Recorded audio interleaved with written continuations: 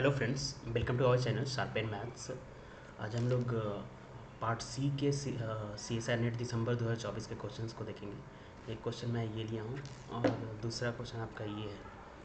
ठीक है, सो काफ़ी सिंपल क्वेश्चन है और इस टाइप के क्वेश्चंस जैम में, गेट में, नेट में पूछे गए। तो एक बार ऐसे कॉन्सेप्ट्स को समझ जाओगे तो ऐसे क्वेश्चंस को कर पाओगे। इसमें क्या होता है कि जो लीनियर ट्रांसफॉर्मेशन का वेक्टर स्पेस होता है वो मैट्रिक्स के टर्म में होता है। जस्ट सो पढ़ते हैं इस क्वेश्चन को। Let M2R denote the R vector space of 2x2 matrices with real entries, है ना। M2R है तो रियल एंट्रीज का 2x2 ऑर्डर का मैट्रिक्स है। लेट A एक मैट्रिक्स दिया हुआ है, B एक मैट्रिक्स दिया हुआ है। Define a linear transformation M2R to M2R, है ना। दो ऑर्डर का मैट्रिक्स इसका एज ए डोमेन दिया गया है, कोडोमेन भी है। और जो ट्रांसफॉर्मेशंस की मैपिंग है वो इस तरह से T ऑफ x अगर M2R से लेते हैं तो T ऑफ x ये आ रहा है। B transpose denote the transpose of matrix B। Clear. So which of the following statement is true. So T जो ट्रांसफॉर्मेशन के हेल्प से जो मैट्रिक्स आएगी उससे रिलेटेड ऑप्शंस पूछे गए हैं कि डिटर्मिनेंट ऑफ टी ये होगा, डिटर्मिनेंट ऑफ टी होगा। उसके अलावा ट्रेस पूछा गया है टी का। तो कहीं ना कहीं हमें क्या करना है, अल्टीमेटली जो ट्रांसफॉर्मेशन दिया है उसके हेल्प से मैट्रिक्स फाइंड आउट करना है। और मैट्रिक्स फाइंड आउट हो जाएगा तो उसके बारे में हम लोग बता पाएंगे, है ना। तो जो हमारे पास ट्रांसफॉर्मेशन गिवन है वो क्या है, T M2R to M2R given by this T of x is equal to AX B transpose. ठीक है, तो A ये गिवन है और B ये गिवन है। तो हम लोग क्या करते हैं, ट्रांसफॉर्मेशन से मैट्रिक्स बनाने का तरीका क्या है, हम बेसिस का एलिमेंट लेंगे, उसका इमेज निकालेंगे और इमेज को कोडोमेन के बेसिस के लीनियर कॉम्बिनेशन में लिखेंगे और फिर वो कोफिशिएंट को मैट्रिक्स में अरेंज करके मैट्रिक्स बना लेंगे। तो हमें फाइंड आउट करना है इसका बेसिस एलिमेंट क्या क्या होगा M2R का। एक तो 1 0 0 0 होगा, 0 1 0 ऐसे होगा। तो हम लोग क्या करते हैं, जो इसका इमेज जनरल टर्म निकाल लेते हैं। ठीक है, सो जनरल टर्म मान लेते हैं एक्स, जो मैट्रिक्स ले लेते हैं दो ऑर्डर का वो ले लेते हैं ऐसे ABCD। ठीक है, सो अब जब बेसिस का एलिमेंट 1 0 0 लेंगे तो एक की जगह 1 लेंगे, बाकी 0 कर देंगे, उसके अकॉर्डिंग इमेज आएगा, है ना। तो अब निकालो इसके हेल्प से T ऑफ x, तो क्या आएगा ए क्या है 1 2 0 3। मल्टीप्लाई करेंगे इसको किसके साथ, ABCD, क्या आएगा। उसके बाद B ट्रांसपोज से करेंगे तो ये क्या आएगा आपका A प्लस 2C, फिर क्या आएगा B प्लस 2D, फिर क्या आएगा 3C, फिर आएगा 3D। ये आ गया आपका ये AX। इसमें B ट्रांसपोज करना है तो B ट्रांसपोज से मल्टीप्लाई करो आप। सो B ट्रांसपोज क्या हो जाएगा -1 0 1 5। ठीक है, अब ये मल्टीप्लाई करके निकालो आप तो T ऑफ x निकलेगा, क्या आएगा। अगर x इस टाइप का दो ऑर्डर का रियल मैट्रिक्स ABCD सब रियल एंट्रीज है ना, ABCD बिलोंग्स टू R। तो मल्टीप्लाई करो आप तो क्या आएगा माइनस A -2C। ठीक है, तो ये 0 हो जाएगा। फिर इसको मल्टीप्लाई करेंगे तो यहाँ पे हम लोग इसको इरेज कर देते हैं ना।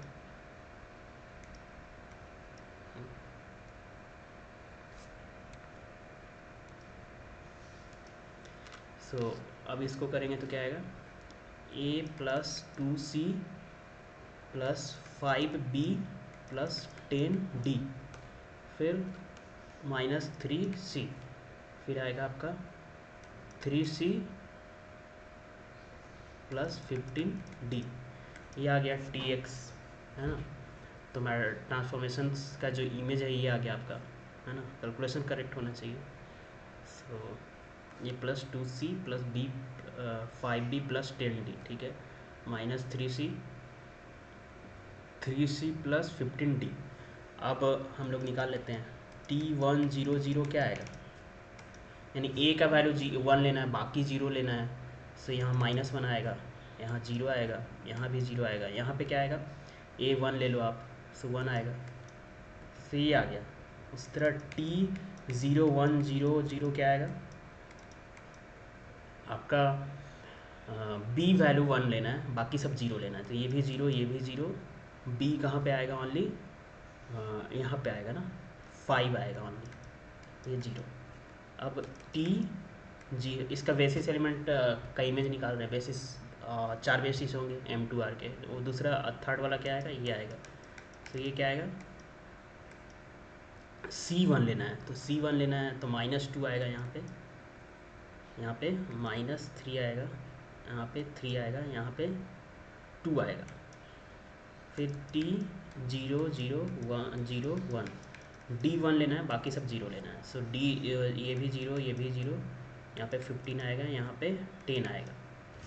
सो अगर हम लोग इसके हेल्प से अब मैट्रिक्स बनाएं, टी का मैट्रिक्स जो आ रहा है वो क्या आएगा, टी मैट्रिक्स जो बनेगा वो क्या आएगा, कितना ऑर्डर का मैट्रिक्स बनेगा, 4 ऑर्डर का मैट्रिक्स बनेगा। तो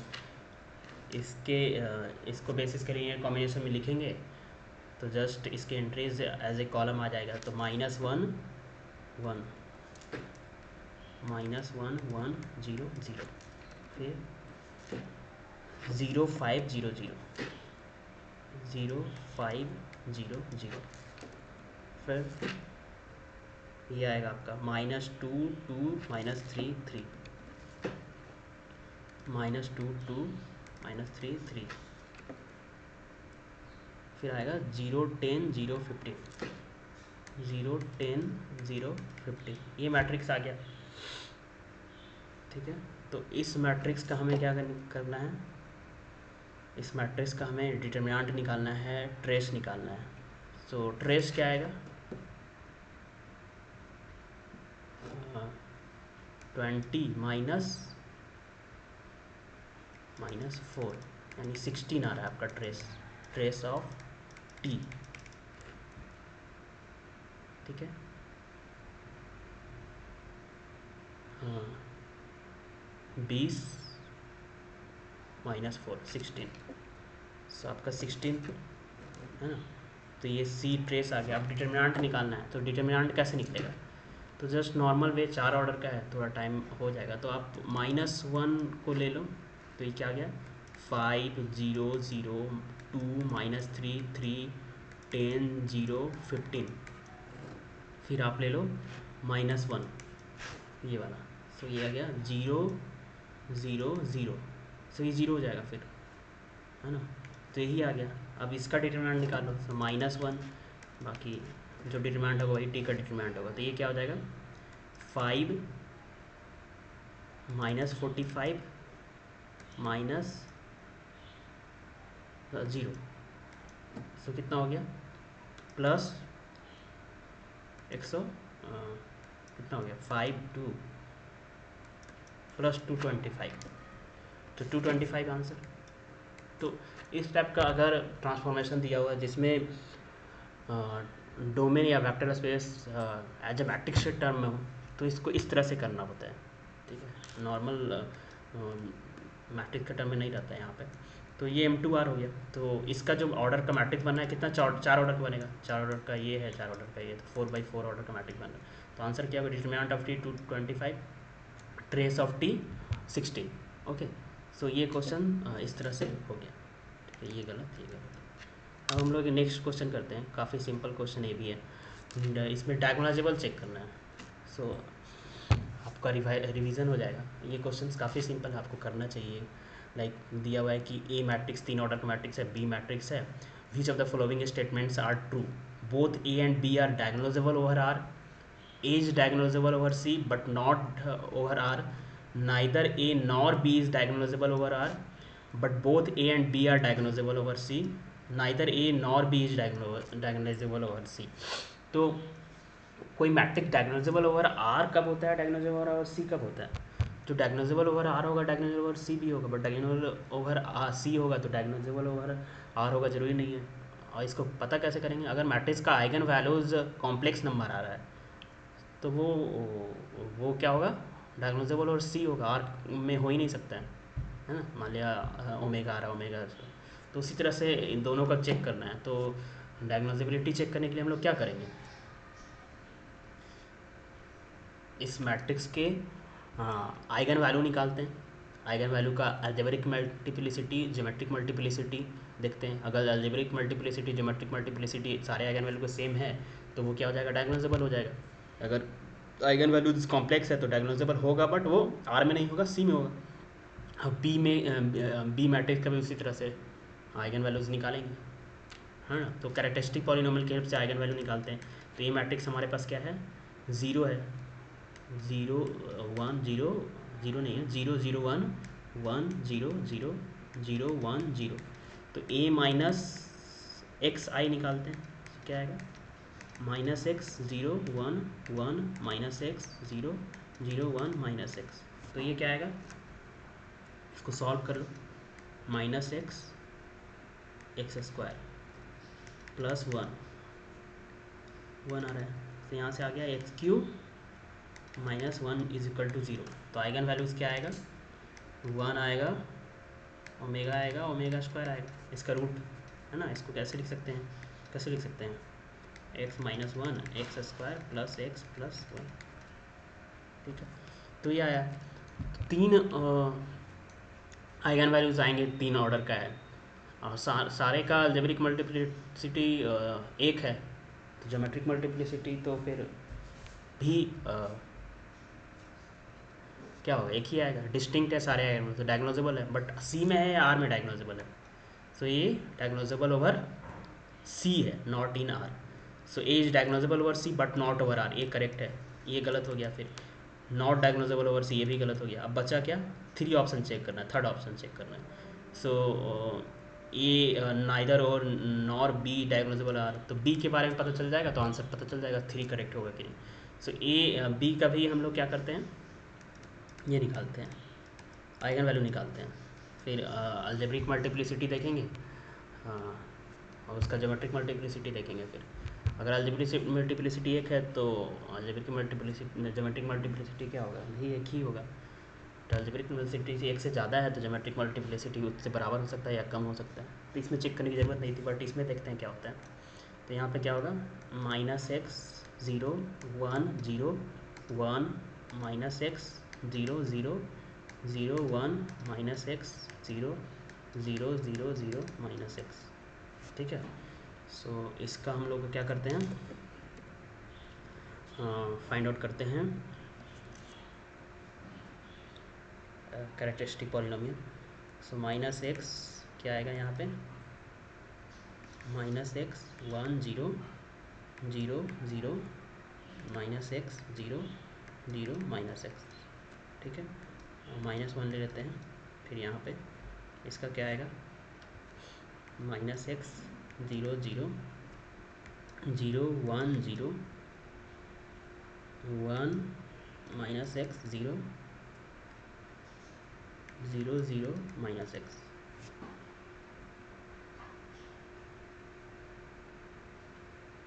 हाँ, माइनस 1 लिया मैंने तो क्या होगा, 0 1 0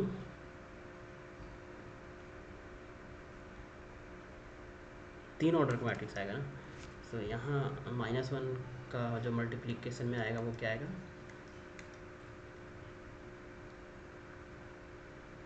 आपका 0 1 0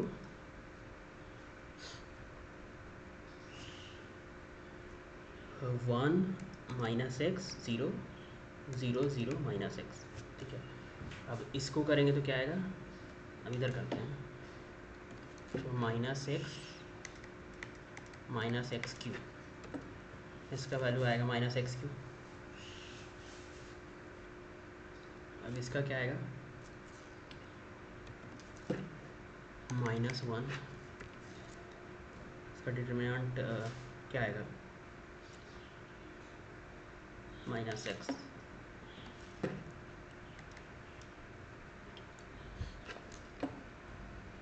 करेक्ट है। तो चेक कर लेता हूँ मैं, minus x 0 1 0 1 minus x 0 0 0 1 minus x, यहाँ पे 1 माइनस एक्स आएगा, सॉरी यहाँ पे 1 माइनस एक्स आएगा, तो यहाँ पे 1 माइनस एक्स आएगा। तो माइनस एक्स वाला तो ठीक है,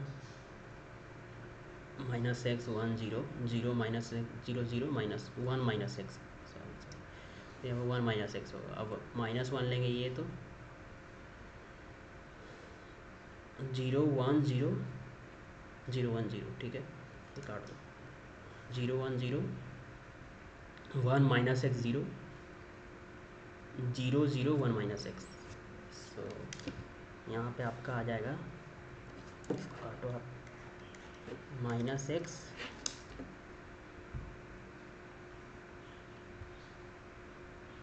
एक्स माइनस एक्स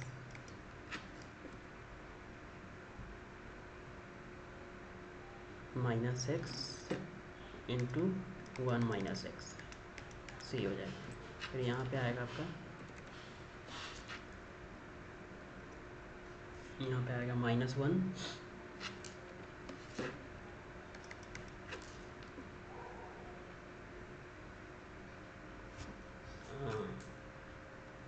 काट देते हैं तो 1 माइनस एक्स, ठीक है। तो ये क्या आ जाएगा value, minus x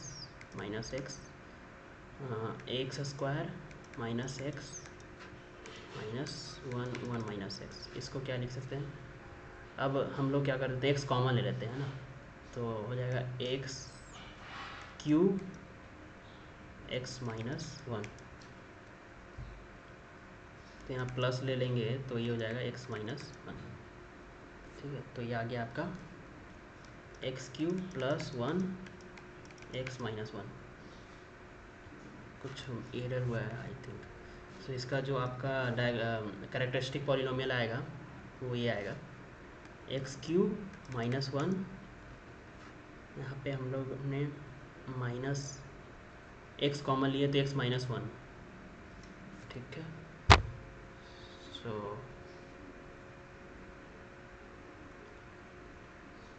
x cube minus 1 into x minus 1 is equal to 0 आएगा। तो एक्स इज इक्वल टू क्या आ गया, 1 1 ओमेगा ओमेगा स्क्वायर। सो 1 क्या है, इसकी ज्योमेट्रिक मल्टीप्लिसिटी आप देखना, कैरेक्टरिस्टिक पॉलिनोमियल ये आएगा। सो यहाँ पे 1 इसकी अलजेब्रिक मल्टीप्लिसिटी 1 की अलजेब्रिक मल्टीप्लिसिटी 2 है। अब हमें क्या चेक करना पड़ेगा, इसकी ज्योमेट्रिक मल्टीप्लिसिटी क्या होती है। ज्योमेट्रिक मल्टीप्लिसिटी क्या निकालेंगे, कैसे निकालेंगे, तो एन माइनस बी माइनस आई निकालेंगे, मतलब एन ऑफ दिस, इसका नलिटी नंबर ऑफ 0 0 या फिर नलिटी ऑफ दिस मैट्रिक्स, तो हम लोग निकालते हैं इसको। सो बी माइनस आई क्या आएगा,